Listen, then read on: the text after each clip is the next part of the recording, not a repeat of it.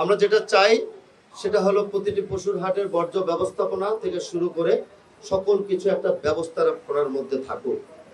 আমরা মোটামুটিভাবে আজকে সন্তোষ প্রকাশ করছি। আগামী দিনও আমরা এই ভিজিট অব্যাহত রাখবো।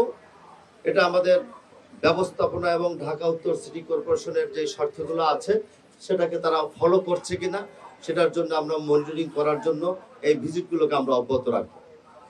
আজকে এখানে আমাদের ভেটেরিনারি টিমও আছে, এখানে ডিএনসিসির পক্ষ থেকে অলরেডি তারা কাজ করছে এবং আমাদের সিটি কর্পোরেশনের যে বর্জ্য ব্যবস্থাপনাকে প্রতিনিয়ত পরিষ্কার করার জন্য সেটাকে অব্যাহত আছে এখানে। এবং এর পাশাপাশি আমাদের ব্যাংকের যেই কর্মকর্তারা এখানে সার্ভিস দিচ্ছেন তারাও সেখানে তাদের সহযোগিতা ক্রয় এবং বিক্রয়কারী যাদের আছে তাদেরকে অব্যাহতভাবে দিয়ে যাচ্ছে। এবং ডিএমপি পুলিশ এখানে আছেন, পুলিশের কর্মকর্তারা তাদের দেখলাম ওয়াচ টাওয়ার নির্মাণ করেছেন এবং ইজারাদার যিনি আছেন তারাও তাদের শহর থেকে ওয়াচ টাওয়ার নির্মাণ করেছে পিছনে, আমরা সেটা দেখেছি।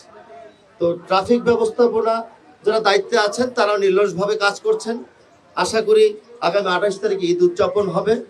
এই ঈদ উদযাপনকে সামনে রেখে আমরা এই ব্যবস্থাপনাটাকে আমরা সঠিকভাবে ধরে রাখতে পারব।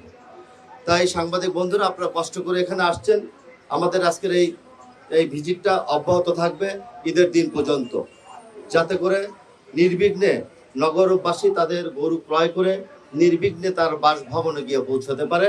সেই বিষয়ে সার্বিক সহযোগিতা করবে ডিএমপি পুলিশ সহ বিভিন্ন আইন প্রয়োগকারী সংস্থা, ঢাকা উত্তর সিটি কর্পোরেশন। তাই আমি আশা করব আগামী দিনে আমাদের ঈদ হোক শুভ, ঈদ হোক ভালো, নগরবাসীকে ঈদের শুভেচ্ছা। আসসালামু আলাইকুম ওয়া রাহমাতুল্লাহ।